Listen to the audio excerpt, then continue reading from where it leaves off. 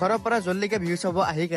পালো আমি 12টা বজাত গোটেইবিলাকে একেবাৰে নাৰা চাৰা লগাই কেনে আন্দোলন কৰি কিবাকে আমাক বাহৰ তলেদি ভিতৰত সোমাব দিছে যেতিয়া গোটেইখিনি মানুহ একলগ এটা নামি দিছিল তেতিয়া শুনি কেনে ভাল লাগে 5টা বজাতে বিহু চাব আহিছিলো কিন্তু ঘৰৰ পৰা 3বাৰ ঘূৰি গৈছো জুবিনদাৰ প্ৰগ্ৰাম নাচি ভাগিতে বহুত ভাল লাগব সেইকাৰণে কিবা এটা খাই যায় খোৱাতে ৰাতি 12টা আহি কেনে পুৰা নাচনি বিলাকে নাচি আছে ভাবিছে কি মই কয় এনে থাকো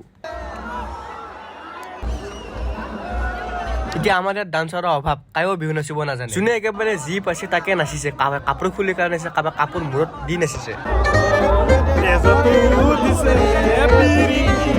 বাহিৰত নাচি মই সকলো ভিতৰৰ পৰা নাচো কিন্তু ভিতৰত সোমাই বেলতলা বিহুত বৰষুণ এটা মানে কাউৰী ৰাতিপুৱা গোটেই একেবাৰে মাহল ঠাণ্ডা হৈছে কিন্তু অলপ মানে সোমোৱাৰ পিছত মাহল গৰম হৈ গৈছে আৰু এটা বিজুতি মাৰাৰ লগে লগে মইনা চৰাইবোৰ মাত ওলাই সেইকাৰণে মই কওঁ বেটি বাচাও বৰষুণত ভিজাব পৰা যোনে যেনেকা পাইছে সেনেকাই সহায় লৈছে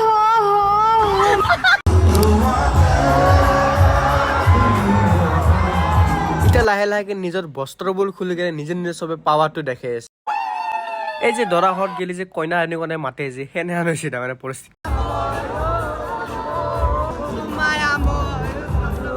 আৰু বৰষুণৰ বতৰ বোকানেছ নহলে বিহু কেনেকে উদযাপন কৰা